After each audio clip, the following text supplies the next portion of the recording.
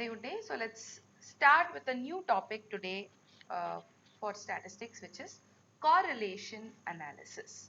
Okay, so this is going to be an extension of the analytical areas of statistics only. So far, the topics that we have learned was relating to measures of central tendency, measures of dispersion, where we have been analyzing only one variable or one portion of the data.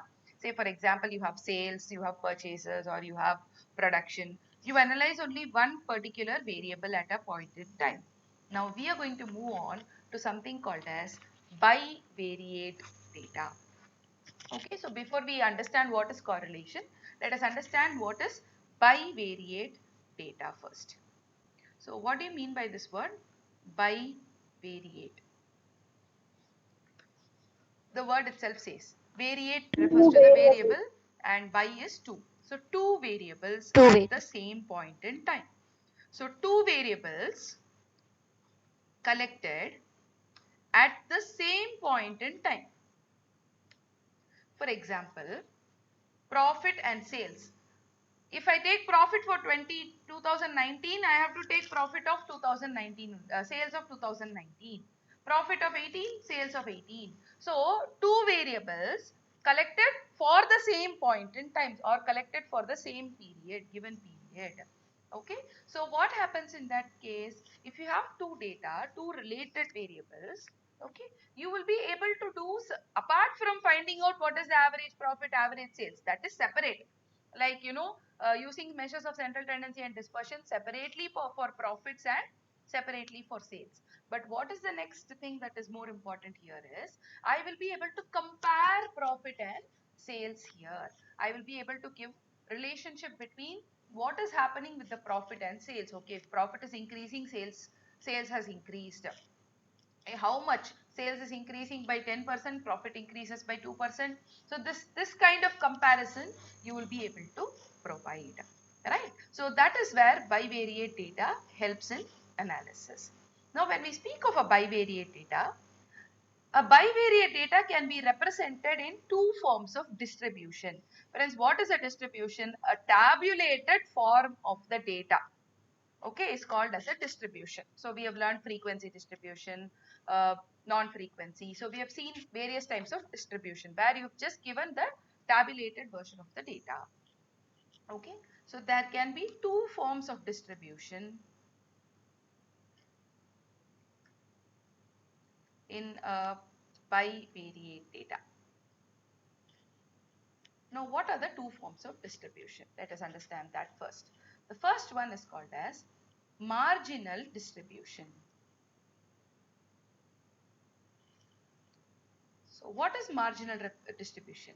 It refers to the variables being represented as individual distributions. Variables being represented as individual distributions. So, for example, let's take the same sales and profit. Now, I am going to give you year 1, 2, 3, 4, 5. Sales 5 years, profit 5 years. I can split this into two separate tables as year sales, year profits. So, I can split the given table as two separate tables where year alone, the sales alone is given as a separate table and profit alone is a separate table. Now, those two separate tables are called as marginal distribution. So, naturally, bivariate, so two variables which result in two separate distributions. Okay. So, I can say that there are two marginal distributions possible in a bivariate data. Always two only will be possible because bivariate itself says only two variables. Therefore, I can only have two separate distributions being created. So, this is the first type of distribution. And the second type of distribution is conditional distribution.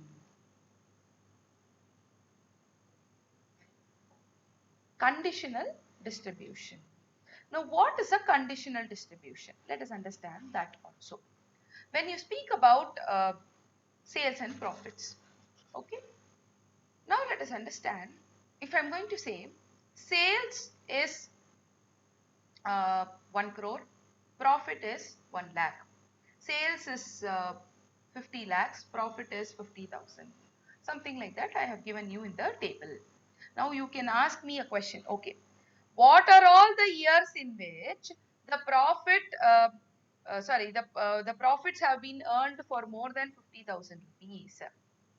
So now what is the rule here? You are giving a condition. You are saying that my profit has to be more than 50,000 rupees. So you will say, okay, profit more than 50,000 rupees. Year 2, sales was so and so rupees, profit. Year 3, sales was so and so, profit was so and so. So you pick and choose the values that are relevant to the given condition. So now how many conditions can be possible in this situation?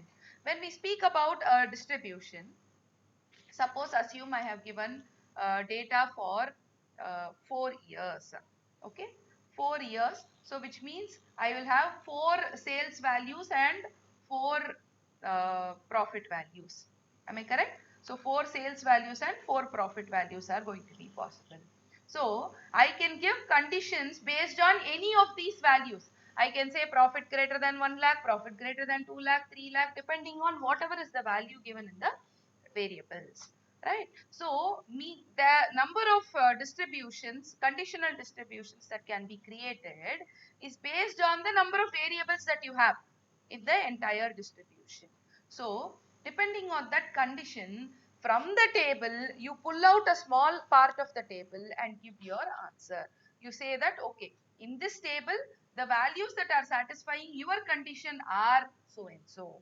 So that is called as a conditional distribution, where conditional distribution refers to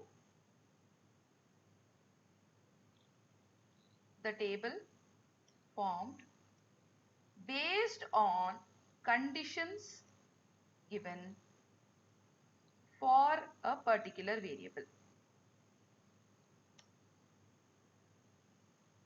Okay, the number of conditions that are possible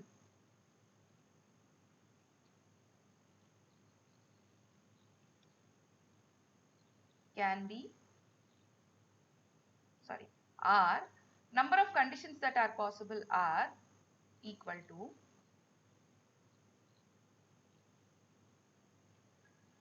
number of rows plus number of columns. So M. Okay, number of rows plus number of columns. In other words, okay, let me write it as rows plus columns. Why do I say rows plus columns? Usually speaking, one variable will be plotted in the column, another variable will be plotted in the rows. Okay, so otherwise we can give it as M plus N. So which is given as M plus N. Okay, which can also be otherwise indicated as total number of values in both the variables, considering both the variables.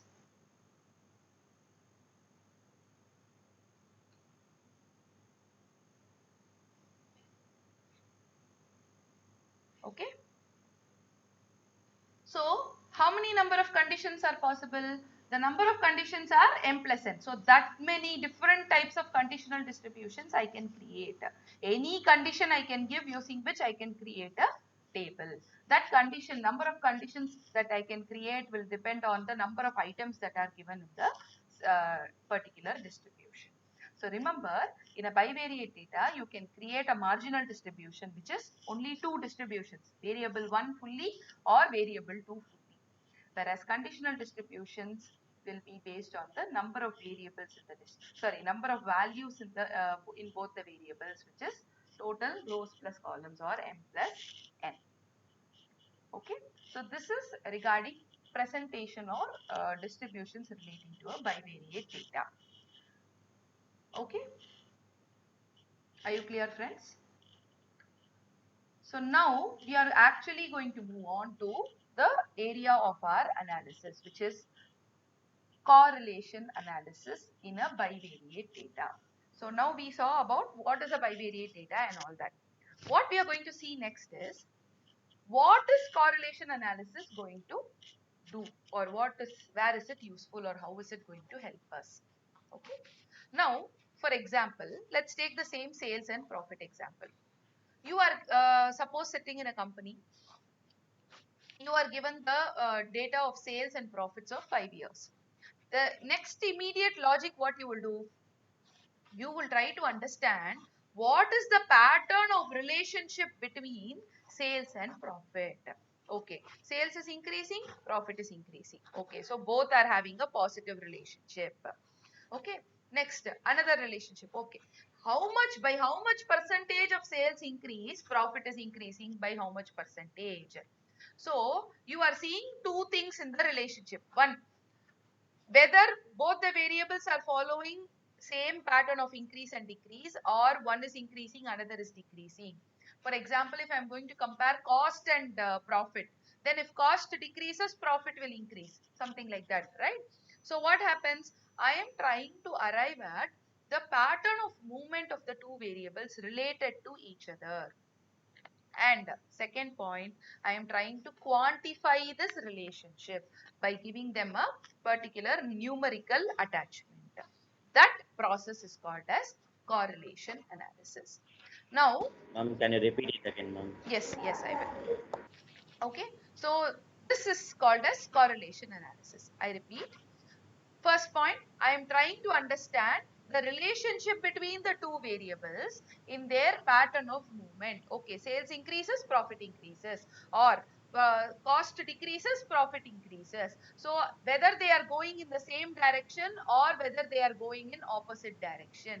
So one is called as the pattern of movement. Okay. Second, what is the numerical relationship between the two variables? Sales increases by 1%, profit increases by how much percentage? Sales increases by 10%, profit increases by how much percentage? So there is a numerical relationship attached to it. I am trying to arrive at that numerical relationship. So these two are the objectives of correlation analysis. Now comes the next question, why should we do this? Very simple thing. In statistics, we would have learned the first basis as you have to analyze the data in the past to predict the future. Correct.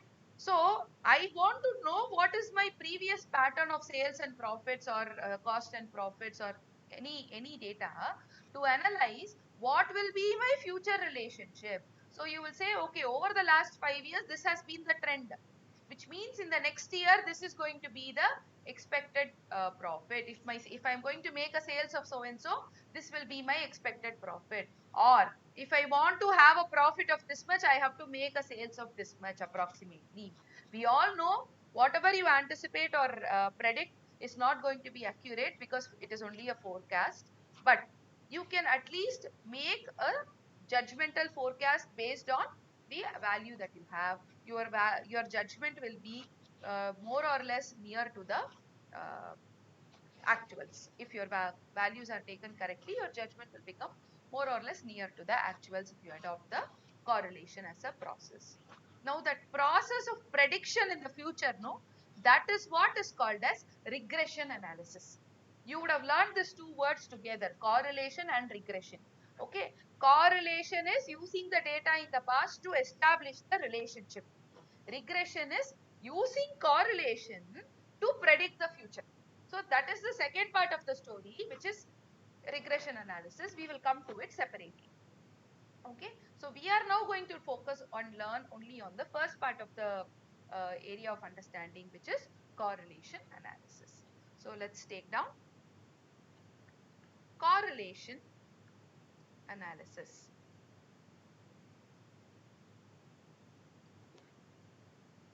Is the relationship between, sorry,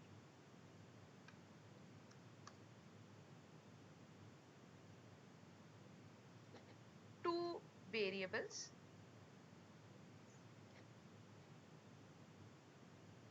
in terms of their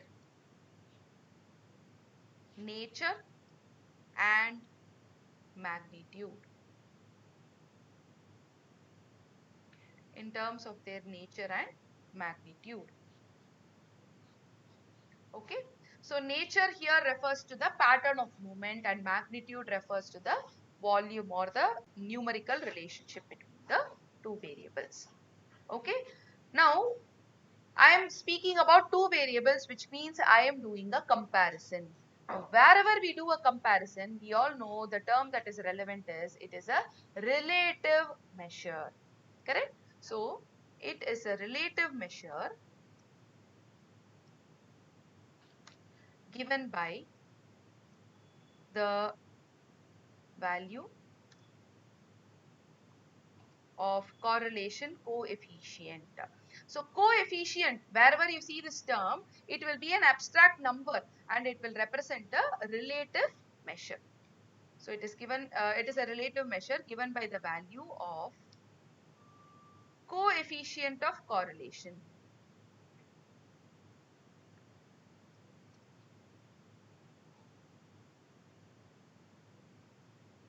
Okay, which is otherwise given as small letter r. Coefficient of correlation, otherwise given as the small letter r. Okay, so if you see this r will be an abstract number and this will have express the relationship between the two variables. Okay, now coming to the most important part of our discussion. R, okay,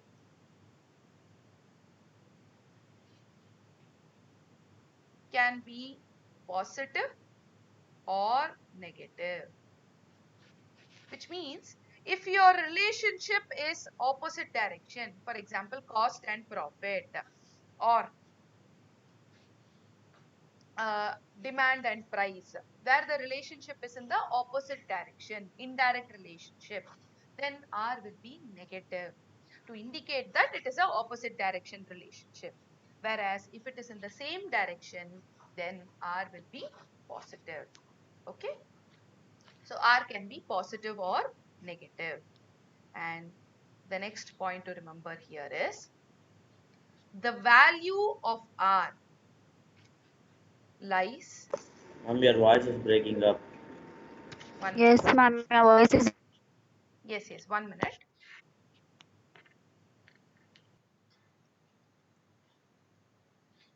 Where will this value of R intend to lie? Okay. Screen is not A screen, ma'am. share. Okay, okay. I'm sorry. Yeah, I hope the screen is visible now. So, coming back, where will this value of R lie? Now, a relative measure will always have a maximum extent of relationship of 100%. Okay, so 100% relationship means same degree relationship. Okay, or a 0% relationship means no relationship. You can either have 100% relation or 0 degree relation. You cannot have anything more than 100% when you have a comparison, right? So that 100% is numerically represented by the value 1, is numerically represented by 1.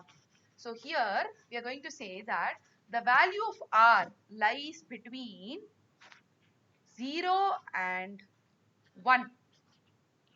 Okay, or 0 and -1. In other words, it is between, that is between -1 and +1. The extremes can either be -1 and +1. So why do I say -1 and +1? 1 is to denote the numerical extent of the relationship, whereas this minus and plus symbol denotes whether it is positive relationship or negative relationship, Can right? R be zero? 0 and 1 are inclusive, right? 0 and 1, all the limits are inclusive here. Fine, ma'am. Thank you. Okay, so we'll come to that point also. Okay, so now for now first understand that the value of R can have a maximum extent of 100% which is 1. So we are not going to represent it as percentages or anything. We are only going to give the relative terms which is in terms of the absolute values. So the value of R can take between -1 and +1 only. Remember this. Okay. So even in any of your calculation, if the value of R is exceeding -1 or +1 anywhere, you can just blindly say that the value of correlation is wrong. Okay. Correlation coefficient cannot exceed -1 on the negative side or +1 on the positive side. Right. So this is about the introduction or the basic understanding of correlation. Clear so far, friends? Now we are just going to learn extensively about this positive and negative correlation. So we are going to understand it using some practical types of correlation. So take down the heading, types of correlation.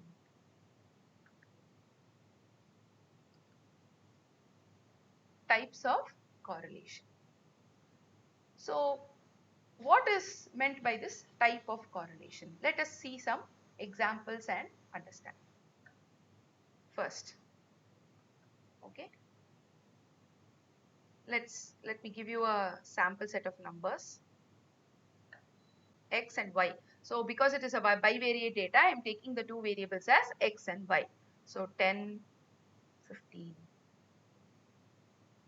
20, 25.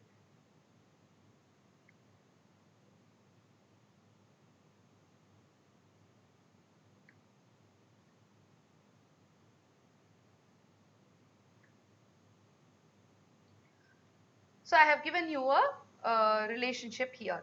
If x is 10, y is 15. If x is 20, y is 25. So can you see a pattern across this and tell me what the pattern is? X plus 5 equals to y. X plus. Yes, very good. X plus 5 is giving us the value of y. Correct? So that is what you are understanding. Now I want you to see the pattern here. X increases by 10 units, y also increases by 10 units. X increases by 5 units, y also increases only by 5 units. So what happens?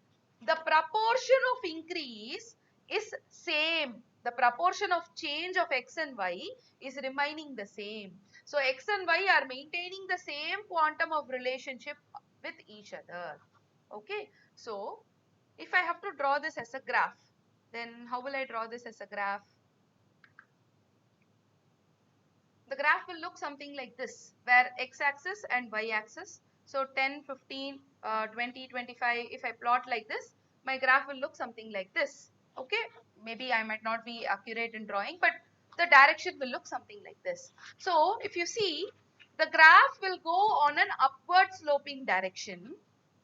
Okay, and it will go in a straight line, because the relationship between the two variables is defined and it is remaining the same.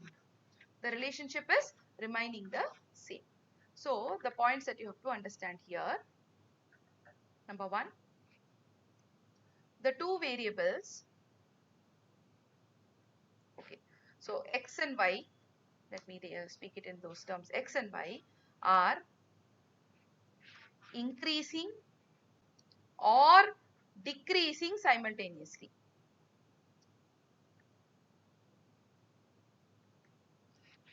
So for example, if I am going to say instead of 35, suppose say if it is only 5, then what will be the value of x? Value of y? Value of y will be 10. Correct? X plus 5 is what is the relationship. So we are not worried only about increase. If it falls also, both has to fall simultaneously.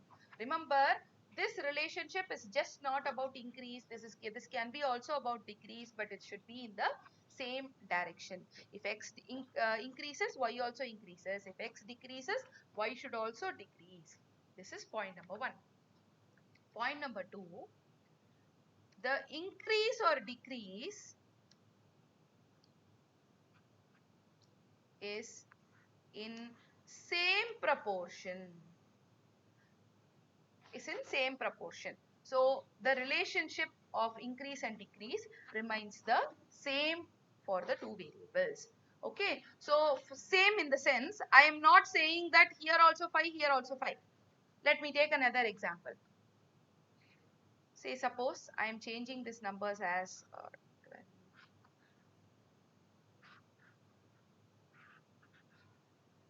X is 10, y is 12. X is 20, y is 22. So x increases by 10, y increases by 10. But here if you see the relationship between x and y, x plus 2 is equal to y. So I am not bothered about what is happening with x or with y. Between x and y, what is happening? This plus 2 relationship, is it maintaining consistently? Yes, then that is called as same proportion. Remember friends, I should not look at what is x column and y column. I should look at the relationship between x and y. So we are going to look at the pattern of relationship between the two variables. Okay. Now that is called as same proportion. In other words, this can be represented as a linear relationship. So if I have to express this, it will come as a linear equation or a linear relationship. Okay. So point number 1, increase or decrease simultaneously. Point number 2, same proportion. Now this type of correlation is called as perfect positive correlation. Perfect positive correlation. Okay, so it is called as perfect positive correlation, where what will be the value of R? The value of R, if it is a straight line, friends, if it is going to be a straight line, it indicates that it is 100% related, because every time x is changing, y is also changing by the same number, same proportion. The proportion is not varying at all, so which means it is 100% related. So what will be the value of R? It will be 1, and because it is positive, it will be plus 1. Always, if you see a straight line sloping upwards, if you see a straight line going in the upward direction, then it will denote a perfect positive correlation between x and y, and the value of R will always be equal to plus 1. Okay, so this is the first pattern of correlation, which is perfect positive correlation. Are you clear, friends? Please make a note of it. Okay, so I can give this linear relationship in an equation as, okay, y is equal to a plus bx. We all know linear equation is always given as y is equal to a plus bx, where this plus b, you see this plus b symbol, this will indicate the positive correlation. So here if b is positive, it will always indicate that the correlation is also positive in nature. If B is negative, it will It will become negative negative correlation. Okay. correlation. I will come to it. Yeah. Ma'am, Am I clear, friends? Yes, ma'am. perfect positive correlation. Once again, you can define now, ma'am. Summarize. Okay. Perfect positive correlation. In a simple summarized definition, let me give you. X and Y are increasing or decreasing simultaneously in the same proportion. Then it is called as perfect positive correlation. Are you clear? Ma'am, there is a lag. From Okay. your voice is slightly breaking. Lagging. Okay, I understand. There's a small connectivity issue. So x and y are increasing and decreasing simultaneously. Then that is called as perfect positive correlation. Right?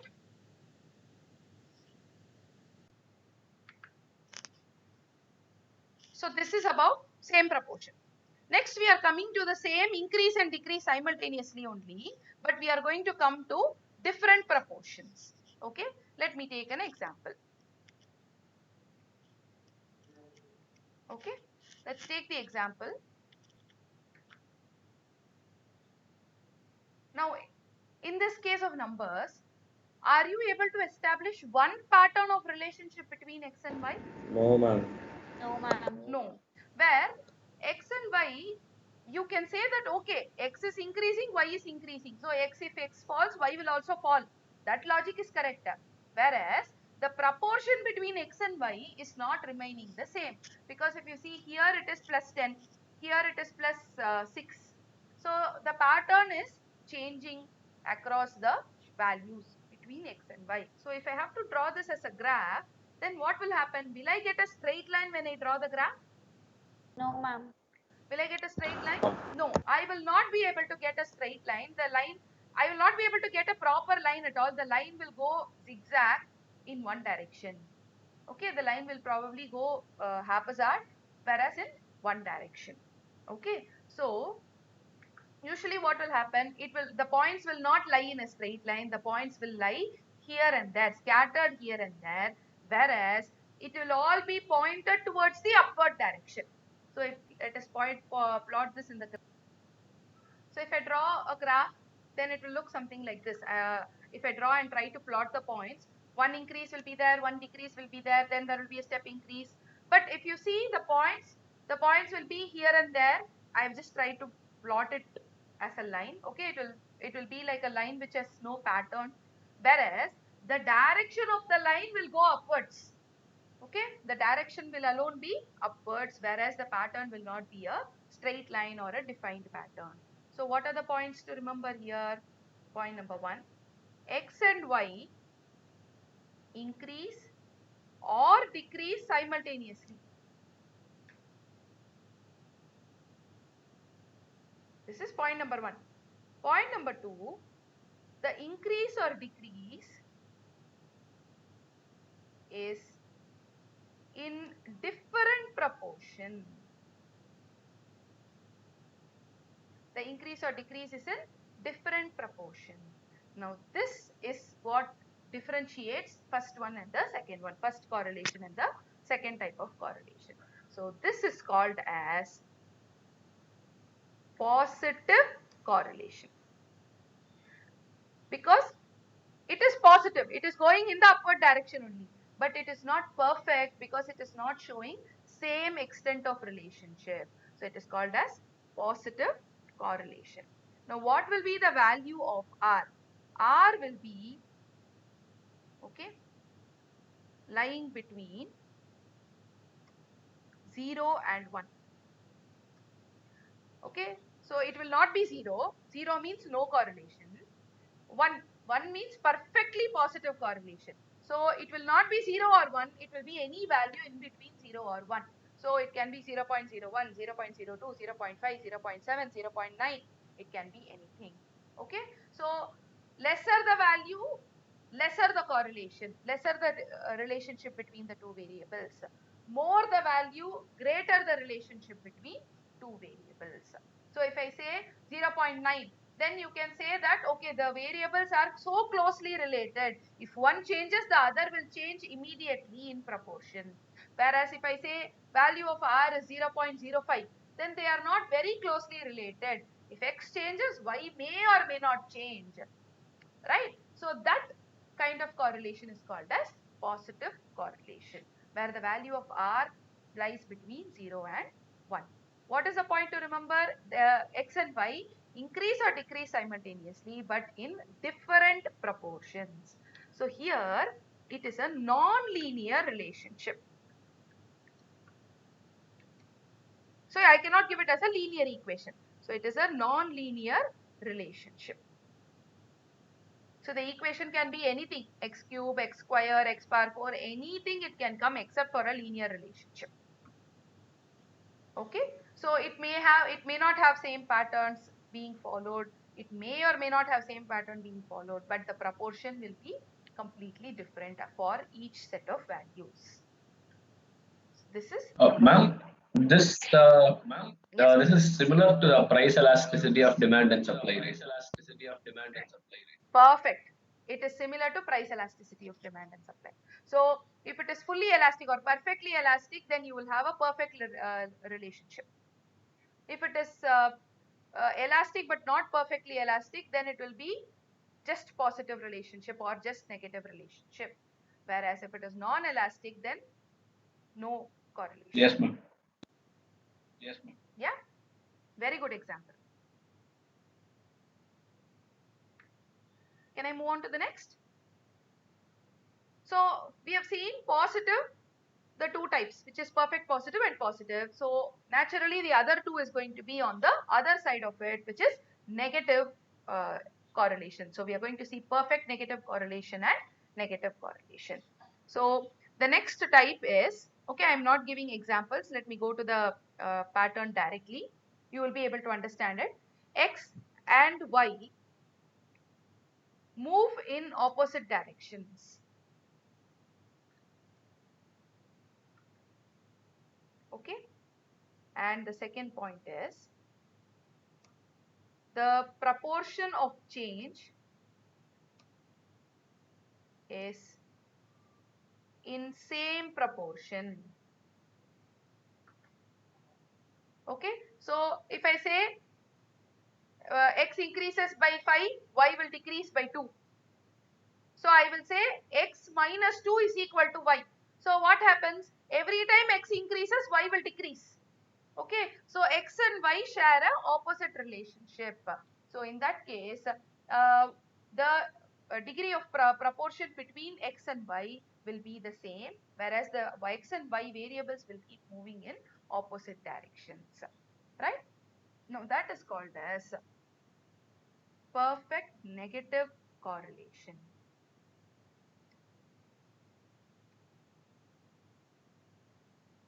Perfect negative correlation.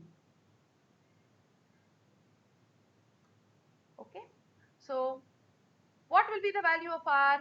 The value of R will be R is equal to minus 1.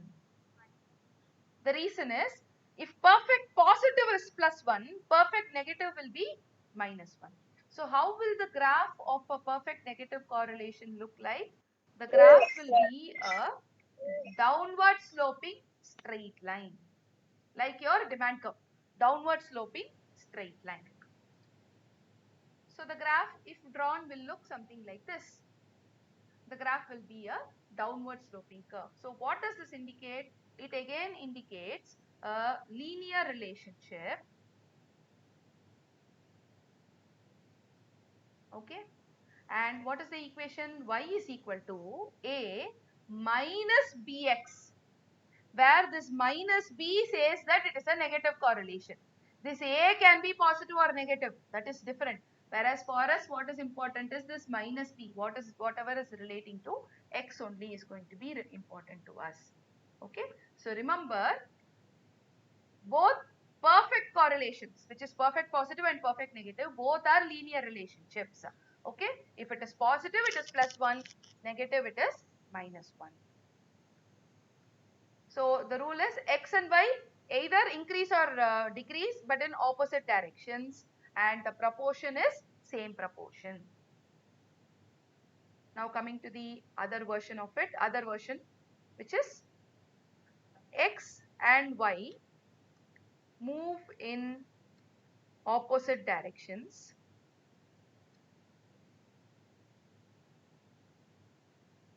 Okay. The proportion of change is different proportion. So one time x increases by x increases, y decreases 2 times. Another time when x increases, y decreases by 0.5 times. Then x increases, y decreases by 7 times. So randomly there is a change, but you are not able to define the proportion of the change in a uniform manner. Okay, you will be able to find out the proportion, but the proportion will not be uniform across the values. So this is again a non-linear relationship. R lies between -1 and 0. No? Perfect. Okay. So what will be the value of R? R will lie between -1 and 0. So it is called as a negative correlation, where the value of R will be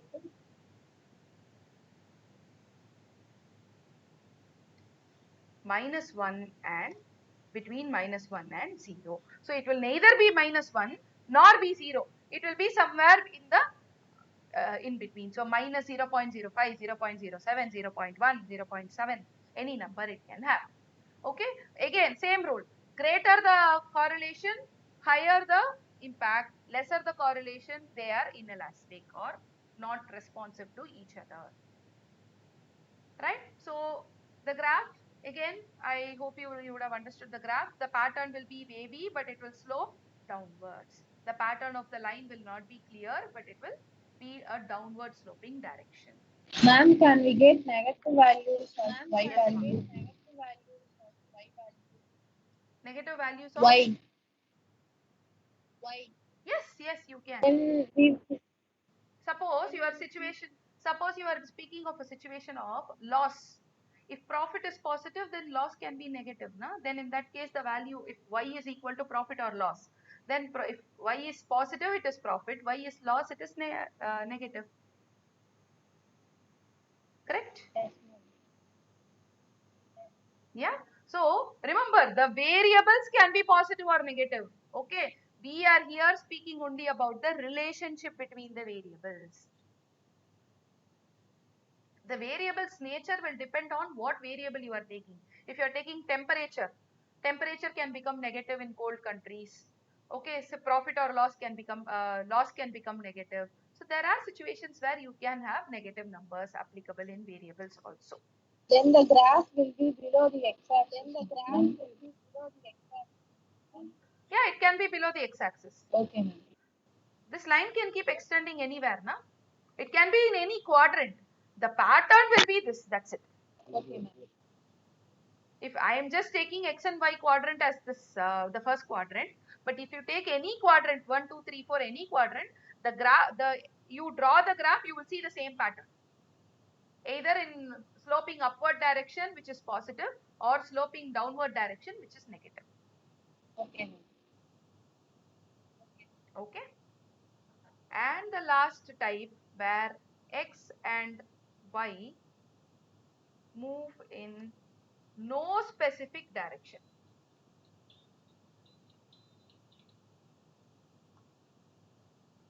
X and y move in no specific direction. So what does this indicate? Where x and y move in no specific direction, I cannot find out what is the pattern of movement between x and y. One time it is x is increasing, y is decreasing. Another time both are increasing. Another time both are decreasing. So I am not able to understand. The graph, if you see, if I draw, it will be random in circles, in spirals, or in some random pattern. It will neither go upward sloping nor come downward sloping. Remember, anything which is positive has to go upward sloping. Anything which is negative has to come downward sloping. If it is neither of the two, even if it is vertical, if it is horizontal or vertical, or if it is circular, okay, all this type will denote zero correlation. Okay, so here it is called as no relationship between x and y. So which is zero correlation. Okay, so where we are not able to establish the relationship between x and y.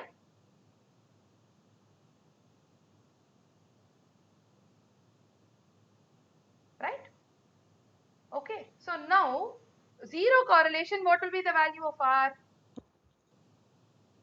Value of r will be 0. Yeah? Okay, sometimes there are two things that are possible.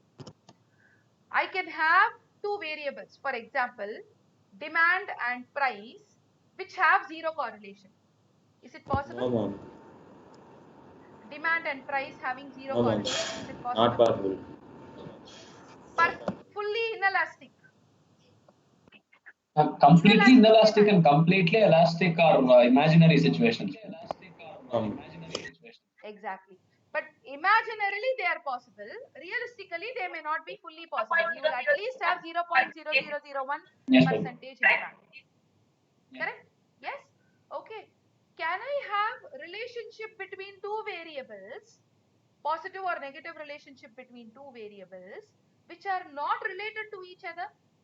For example, sale of computers versus sale of sofas. sale of computers versus sale of sofas. Within the same Ma'am, probably you Two can are That randomly is not not, related to each other at all. then there is no yes.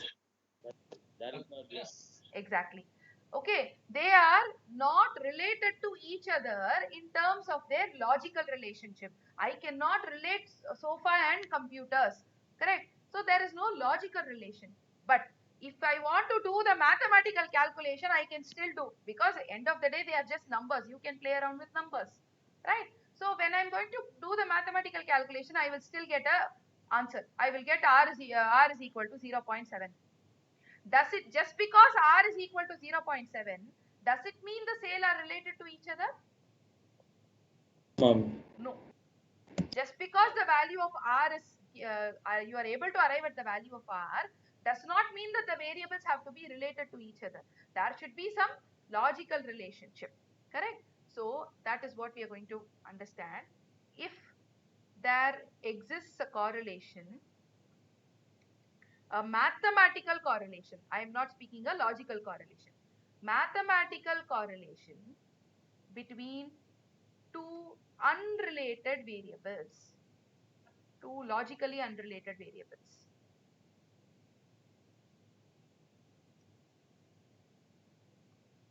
Logically two unrelated variables, then that is called as nonsense correlation. You heard it right. Nonsense correlation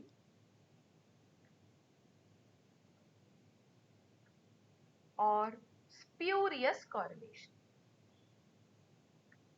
Ma'am, so what about the companies prepare segment analysis and all, right? So they compare completely unrelated segments. So is that nonsense correlation? They unrelated segments will never be compared. In a company, they will always compare related segments only. For example, sale of automobiles versus sale of automobile parts. Two separate segments, spare part and mobile, the entire automobile segment. So it is related in some manner or the other. Whereas if they are going to compare two items like, for example, sale of uh, clothing and sale of gadgets, then they are unrelated.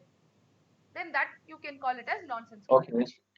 Okay, so if there exists a mathematical relationship, but they are logically not related to each other, then that is called as nonsense or spurious correlation, which may mathematically give you a solution, but will not give you a logical explanation or a logical answer. You will not be able to arrive at any logical conclusion based on it. Like you told, the Right? sale of chairs So, and sale of computers and sale of sofas. That only. yeah. Yes, yes, yes. So where, yeah, I can still do the numbers. I can still do the math and give you answer of correlation R is equal to. Just a formula I have to apply. But is it going to make any sense? No. Are we going to use it? No. So that kind of correlation is nonsense or spurious correlation. So overall, what are the types of correlations that we have seen? Perfect positive, positive, perfect negative, negative, zero correlation. And if it is going to be a mathematical correlation only without any relationship, then that is spurious correlation. Right? So these are the types of correlations. 2 minutes time. Okay? Patiently go through and understand it once. In places like share pricing, understanding the share pricing, uh, predicting the share prices, stock markets and all that, theoretically there are a lot of explanations and theories revolved around this: how to predict share market prices, how to understand whether the market price will go in the increasing trend or decreasing trend. There are a lot of uh, logics and learnings behind it, and one of the key parameters that they use is correlation. They will also try to relate the prices and volume of trade, etc. They will try to relate prices and profits of the company. They will relate. So there will be a lot of analysis that is involved around this correlation, then standard deviation, regression. So these are all areas which are, these are all things which are practically used as tools in your stock market analysis also. Okay, so now we are going into the actual part, which is computation or calculation of correlation coefficient.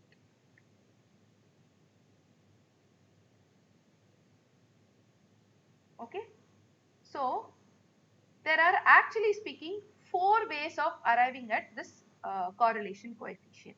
So the first method is the scatter diagram. So what is a scatter diagram? Basically, I plotted in a graph, and using the graph, I find out what can be the pattern of R. So if it is fully in a straight line, R is plus or minus 1. Then if it is scattered, then R will be between 0 and 1. But the challenge is I cannot accurately say if it is plus or minus 1, I can be accurate. Whereas if it is between 0 and 1, how will you be able to accurately say whether it is 0.7 or 0.6 or whatever it is? Right? So there is a challenge. So to avoid that, they started bringing about certain other techniques of bringing about the correlation coefficient. So scatter diagram is only used to find out approximately the nature and the magnitude of relationship. It cannot give us the accurate situation.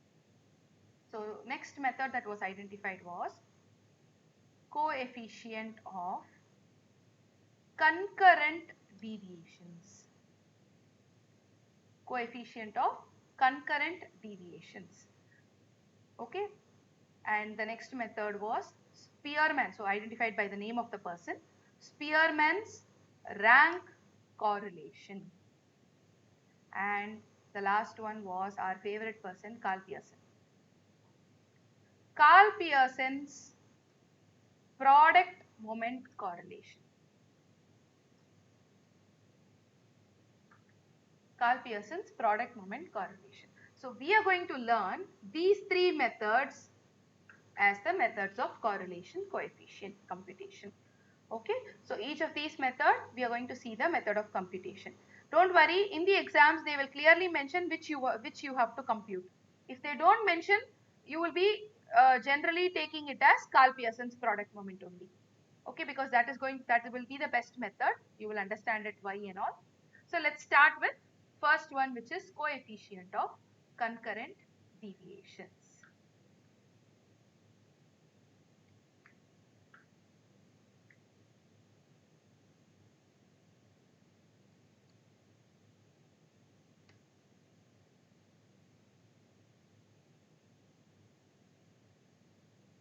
So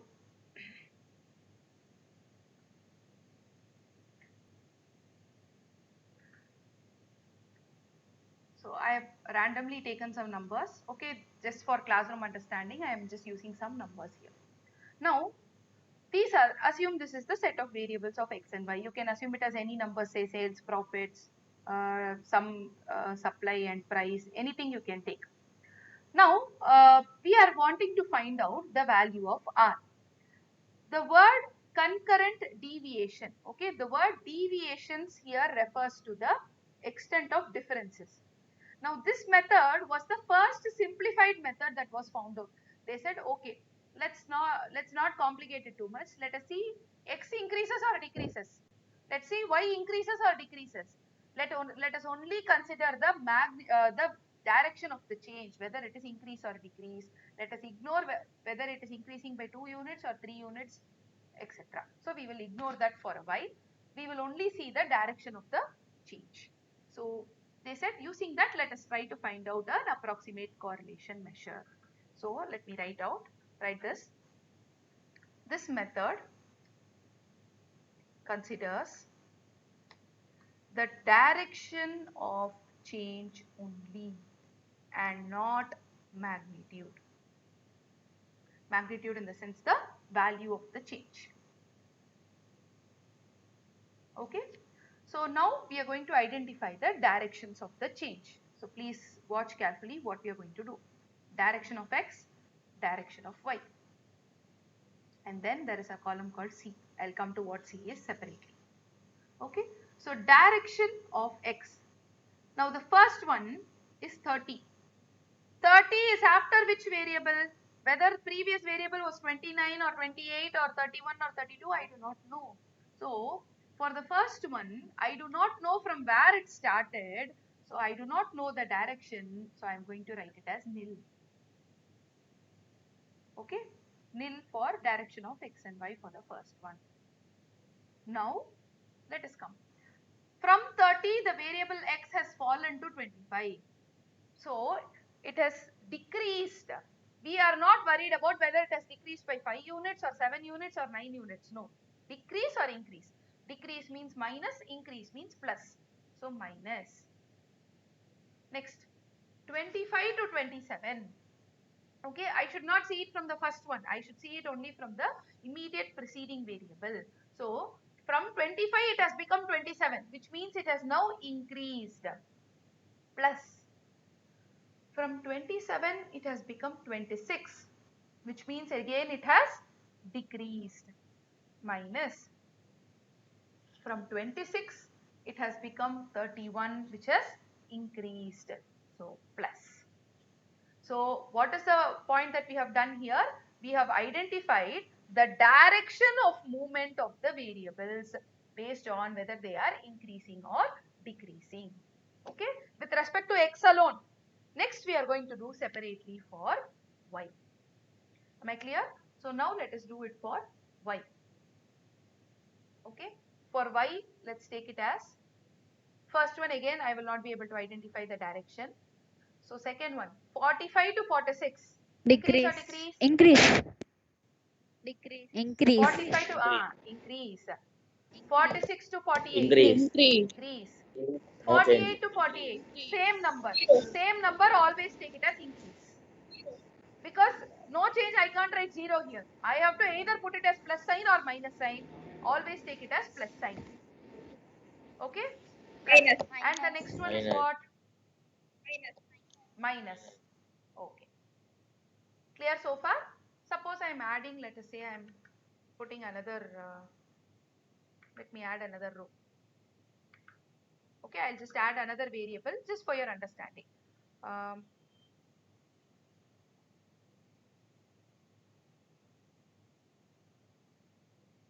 Minus 31 to 29. Decrease. Minus. 40 to 39.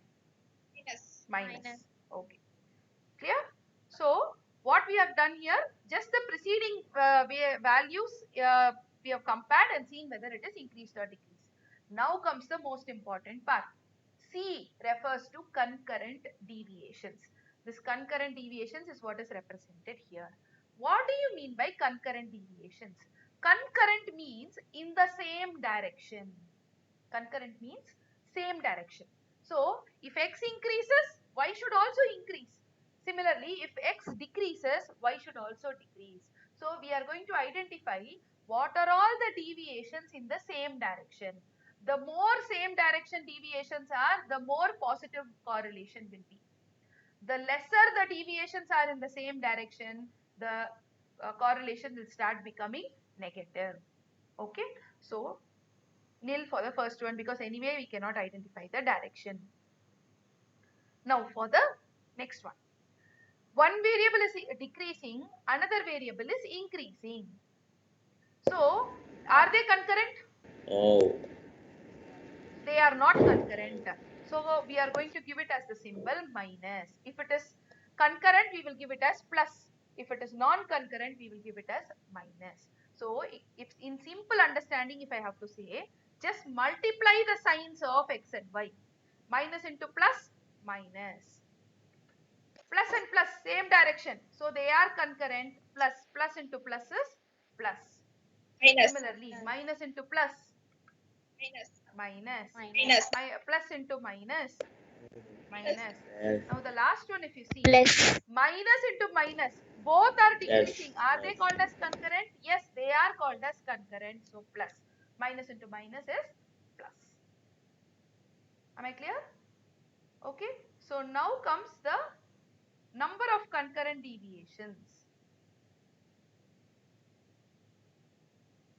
is equal to number of plus signs in C column.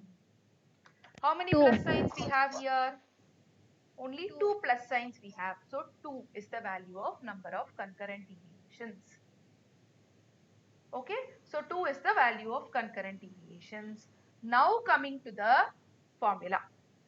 Okay, R is equal to, in this method, R is equal to plus or minus Okay, plus or minus root of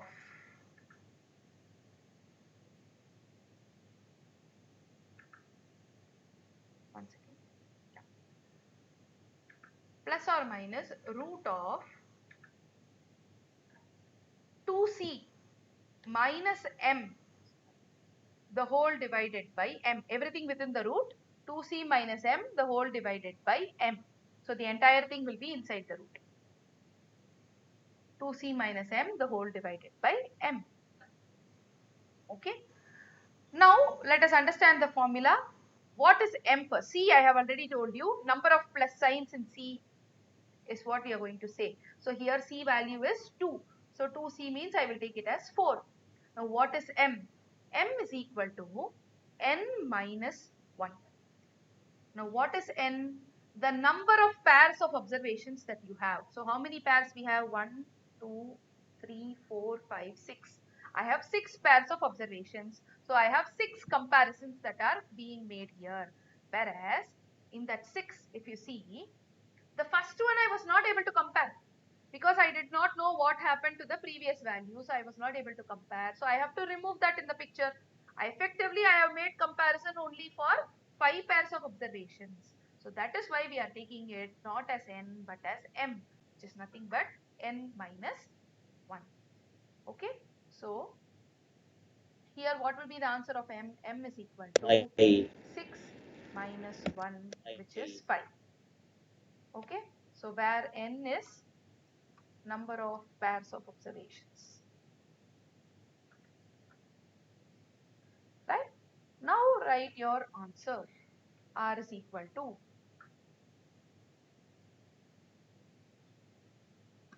okay, plus or minus. I will come to this plus or minus.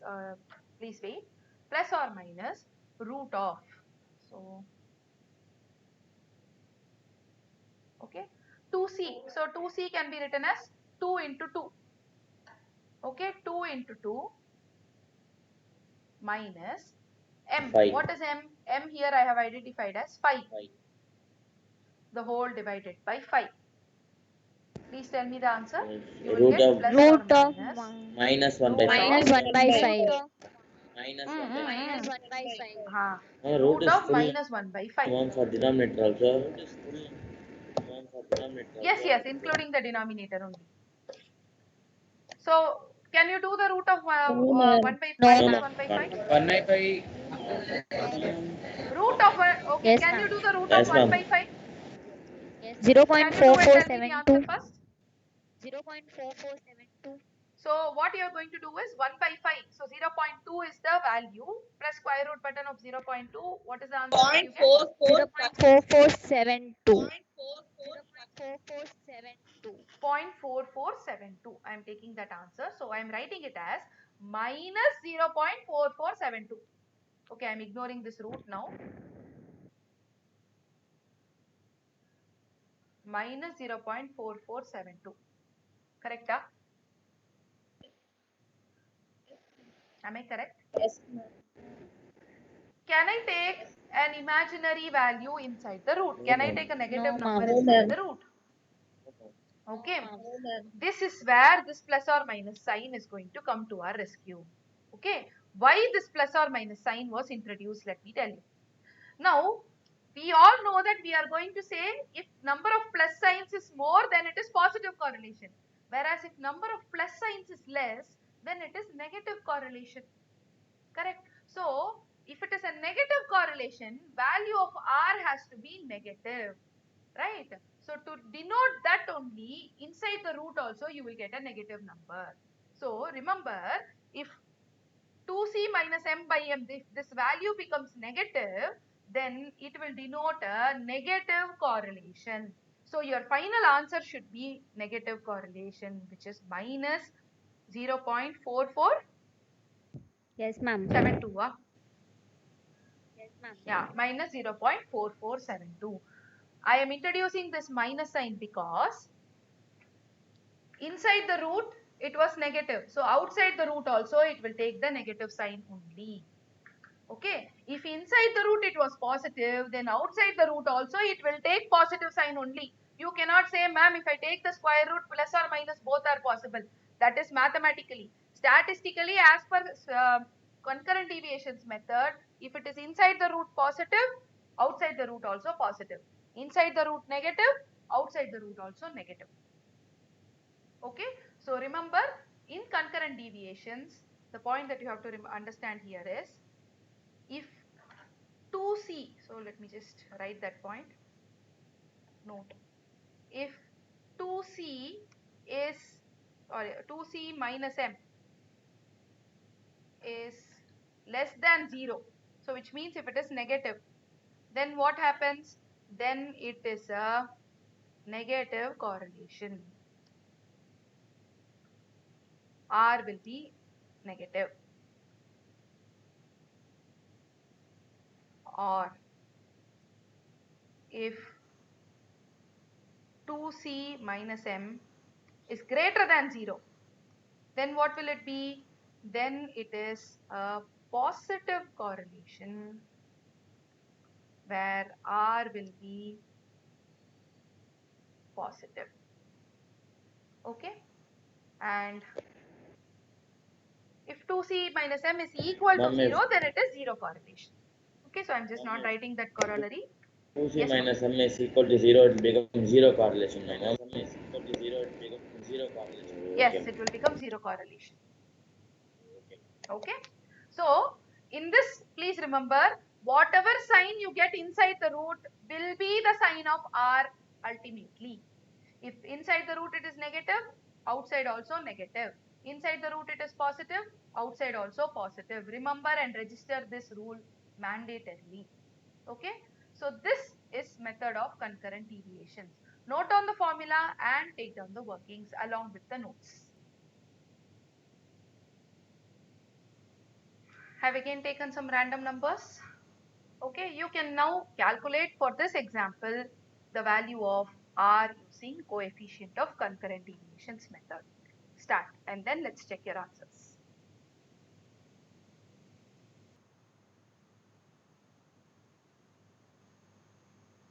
Your answers will be root of plus 1 by 3, so plus 0.577.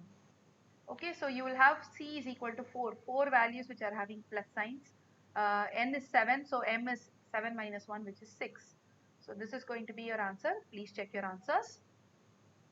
Okay, so what is the interpretation? The correlation is moderately correlated, 0.5. Positive correlation, moderately correlated. Right? Okay. But the drawback in this method is, actually, if you look at the observations, you will be able to say that it is less correlated, because you see there is a huge jump from numbers to each other. Okay, but the value is showing as if it is moderately correlated. So what happens here? The value of concurrent deviations, we are taking only the sign. We are not considering the magnitude of change, whether it is increasing by 1 or 2 or 10 or 50, we are not considering.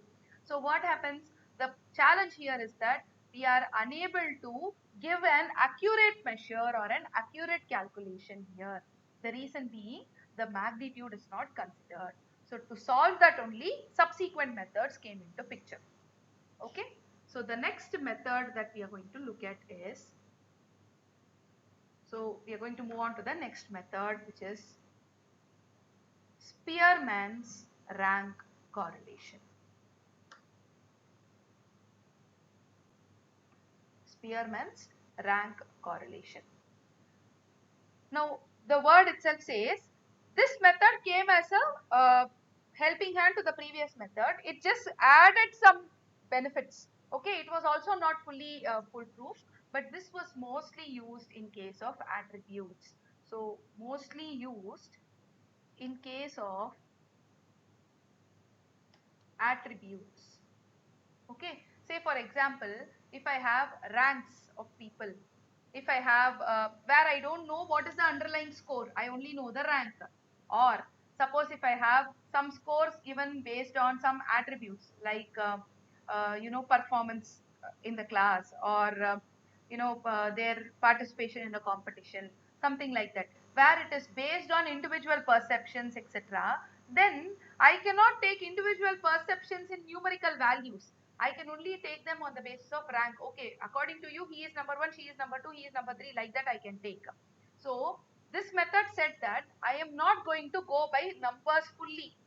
I will take the difference, the value difference, but I will only take the values based on the ranks or the position of the variables and not based on the actual value of the variables. Okay, so here this method uses the position or the ranks of variables instead of their actual value. Okay, something better than the previous method, but still it is not fully foolproof, I would say. Ma'am, Right? So now ma'am, let's take an example to uh, understand this method. attribute Yes, is ma'am. qualitative data, Yes, no, ma'am. ma'am. Then these things all Yes, also ma'am. come under only in qualitative, ma'am. No, no. Whenever you do an analysis, every qualitative data will get converted Okay, in ma'am. quantitative format. Okay, based on the qualitative attribute, I will give ranking. Okay, I will say, for example, you all participated in a Cardinal approach. quiz. Now, who came first, who came second? So, I will rank you all in a method. Okay, now that ranking will be used for Cardinal comparison, right? So, though it is attribute, yeah, I can say it is cardinal approach. Okay, Can I ma'am. continue? Are you clear with the rule? Okay, ma'am. Okay. So now let's take a table to understand. Again, I'm going by some random numbers. Okay. Now, you can either be given the ranks directly or you are going to rank a situation. So here we are going to understand it by how we are going to rank the variables. So we are going to first rank x separately, rank y separately. So we are first going to give ranking for x and y and then compare the two ranks. That is where our correlation is going to lie. So first, how to give the ranking for x and y. Okay, always remember the rule. Higher the number, greater the rank. Okay, so highest number takes the first rank and like that you can go in the order. So start with highest number. 92. Which is the highest number here? 90. Yeah, 92 first rank. Then 85. 85. Second. 79. 79. 78. third, 79. Yes, 66. third. 78 fourth. 65. 65. 66 is 5, 6 and 7. Correct? So this is the ranking. Similarly, for y independently, I am going to look at y and give the ranking. So if I look 62. at y, I see that the first rank comes to 55. 62. 1. Then second, 53. 55. Third, 49. 53. Fourth, 43. 49. 45. 49. Sorry, 43, 41 and 39. So you see that by two logical logics or two people, you can take anything, the ranking of the variables are completely different. Now, this ranking is what is going to define the correlation between the two variables. Okay, so if the ranking is similar, if both variables are getting same ranks or similar ranks, 1, 1, 1, 2, okay, nearby same ranks, then correlation will be high and it will be positive. Whereas if the rankings are completely reverse in order, 1, 2, 3, 4, 5, 6, 6, 5, 4, 3, 2, 1, then it will become negative. Okay, so if the ranking is more or less similar or same in direction, then it is positive. Where the ranking reverses its direction, it becomes negative. That is the logic that you have to remember.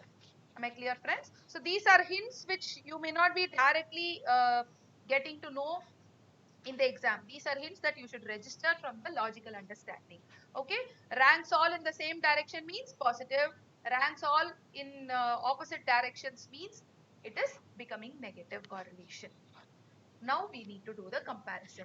I am going to take D, which is nothing but, okay, rank of X minus rank of Y. rank of x minus rank of y.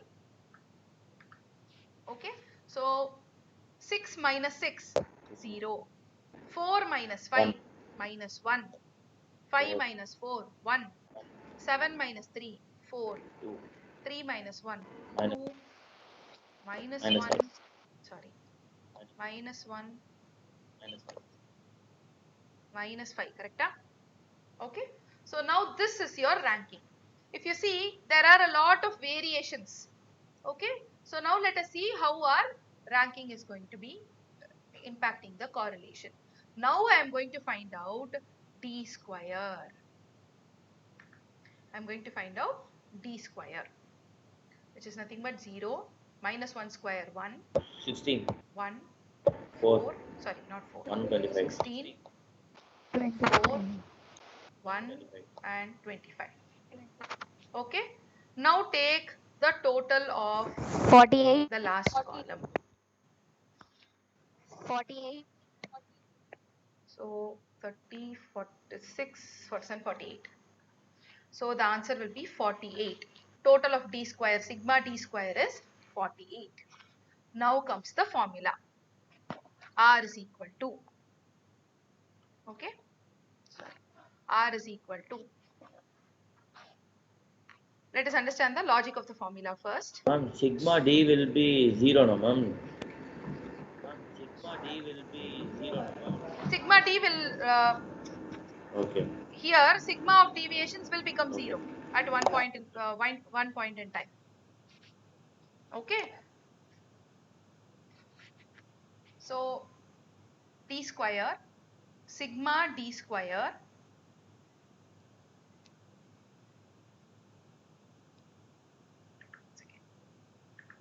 okay, so sigma d square is what we are going to take and multiply it by 6. So 6 into sigma d square, okay, divided by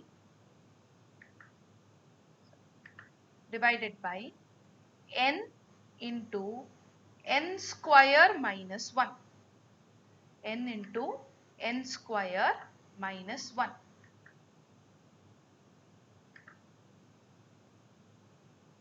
Okay, now this entire thing is called as the deviation proportion.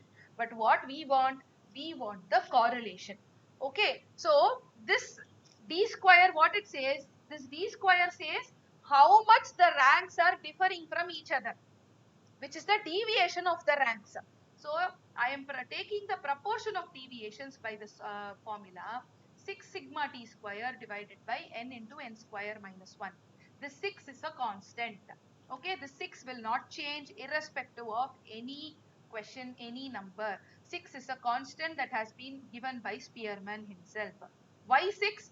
He tested a multiple times this logic and found out that if I am taking the 6 as a number for finding out the average deviation, then that average is giving a clearer picture based on the normal distribution pattern. It is a pattern of distribution. So based on that, he arrived at this number called as 6. So he said, if I am taking this 6 as the basis, multiplying it by 6 and then taking the overall average, then I will be able to get the accurate rank deviation, right? So now this entire thing is called as the rank deviation. But what we want the correlation. So we all know total correlation can only be 1. In that 1, we have to remove this deviation. So I am going to say 1 minus 6 sigma d square divided by n into n square minus 1. Remember, this entire thing is within brackets. So I have to do this entire deviation first, then only subtract it from 1 minus. So Spearman's rank correlation formula is going to be given as 1 minus 6 sigma d square divided by n into n square minus 1. Okay. So now go to the answer. 1 minus 6 into 40. 6 Right? into 48 7. divided by n. What is n? N is 3, 7. 7. 7 into 7 square minus 1 can be written as 49 minus 1. Zero Okay, point solve one and 0.1429. 0.1428. 1 minus 0.1429. others. Please check the answers. 288 So 6 into 48 will be given as, divided let by me also, 336. okay, 288 We can write divided half by by 7 itself, no, ma'am. 7 into 7, 40, ma'am. 336. We can write half by 7 itself, no, ma'am. Yes, you can write, no problem. You can write. 1 by 7. So 7 into 48, which is 336. Okay, so 1 minus 1 by 7. 288 by 336 will 1428. give you the answer of, 428. okay, 0.1429. Positive. Positive or negative? This is positive. So it is a positive correlation. It is a positive correlation. Okay, so if the value of this deviation is more than 1, then the correlation will become negative. Suppose if it was, say, 488 by 336, then your value of R will become negative, which will be called as a negative correlation. Okay, so remember, in this case you should always consider it as 1 minus the deviation. If the deviation is greater than 1, then your correlation will become negative. Okay, so remember this formula and take down the workings. Friends, this is a scenario where you do not have any number repeated, which means two numbers are not getting the same rank. If you remember, in concurrent deviations, if two numbers are coming in the same order, we said please take it as positive itself. Here you cannot give same ranks. There is a separate method to do if the formula is, if the values are going to be same. Say for example, if I'm going to get two numbers which are 66 or 78, whatever it is, if I have repetitions, then the formula will slightly change, your working will slightly change. Okay, we will go to that working next step. But first let us complete this formula. Clear with this, friends? Yes, ma'am. Yes, ma'am. Okay, Yes, ma'am. so the example is here. Start working. Find out rank of x, rank of y. Remember, higher the number, greater the rank. Remember the rule and start working. Don't worry if some number is repeated between x and y. Suppose here also 36, here also 36. That is not a problem. You should only check whether in x whether there is any repetition, in y there is any repetition. If there is a repetition, there is a separate formula. We will come to it later. Okay? Start. I'm sorry, I think I gave a repetition. Sorry, let me change the number. Okay, we'll learn the repetition formula separately. So now first work out without repetition. I've changed the number to 47. Please check. Work it out on your own.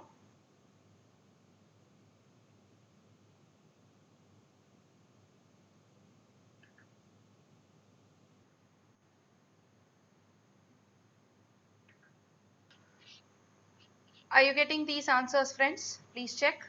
So here your ranks, if you see, are mostly in opposite orders. So naturally your deviation will be, your correlation will be negative because deviations are more. Okay, so if you see here, deviation is exceeding the value 1.